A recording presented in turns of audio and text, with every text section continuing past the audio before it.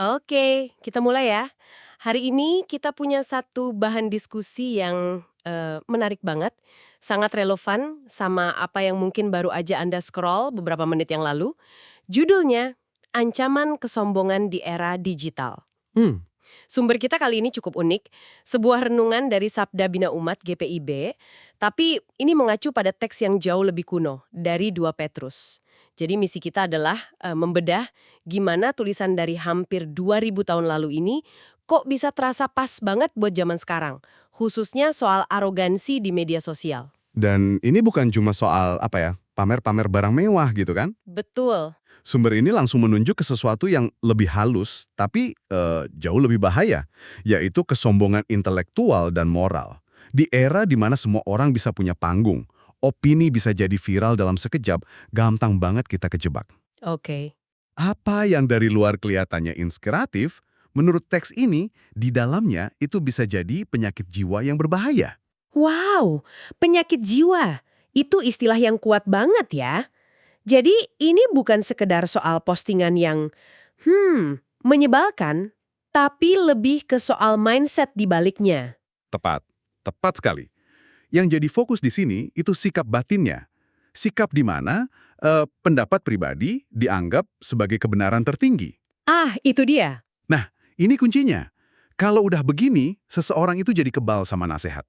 Bahkan, argumennya bisa sampai menolak otoritas yang lebih tinggi, kayak firman Tuhan, karena opininya sendiri udah dianggap final.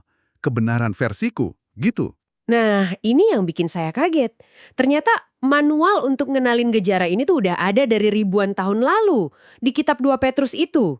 Pas saya baca deskripsinya, kok rasanya kayak lagi baca deskripsi debat kusir di kolom komentar ya?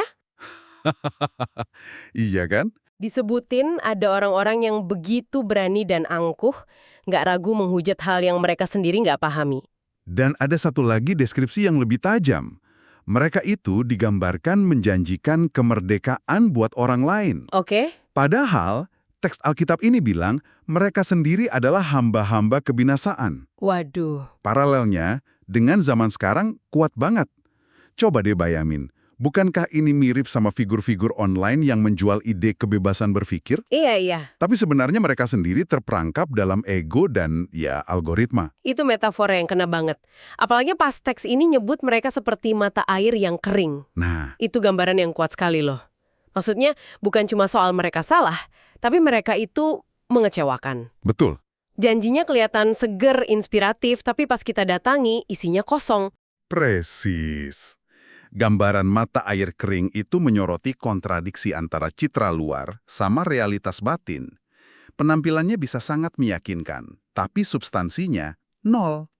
Oke, jadi kalau akarnya sedalam itu, di dalam hati bukan cuma di layar HP, terus gimana solusinya menurut sumber ini? Apa kita harus, detox medsos selamanya? Justru di sini menariknya.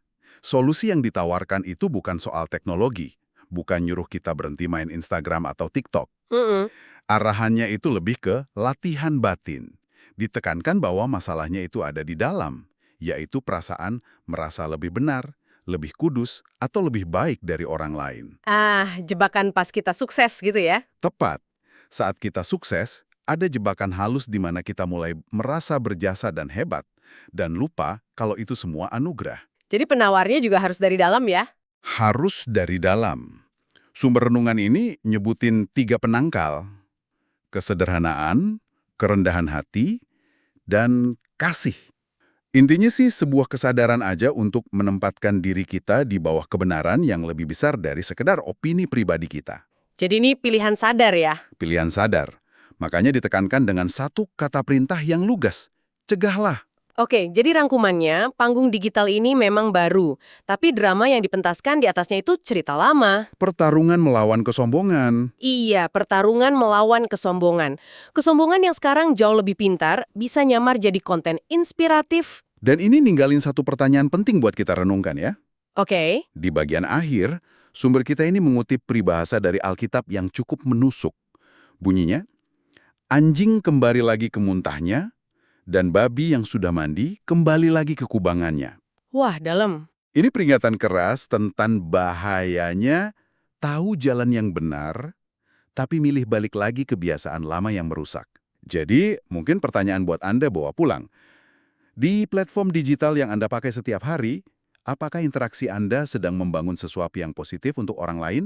Atau jangan-jangan, tanpa sadar kita hanya sibuk membangun panggung untuk ego sendiri, yang justru berisiko menarik kita kembali ke kubangan yang sama.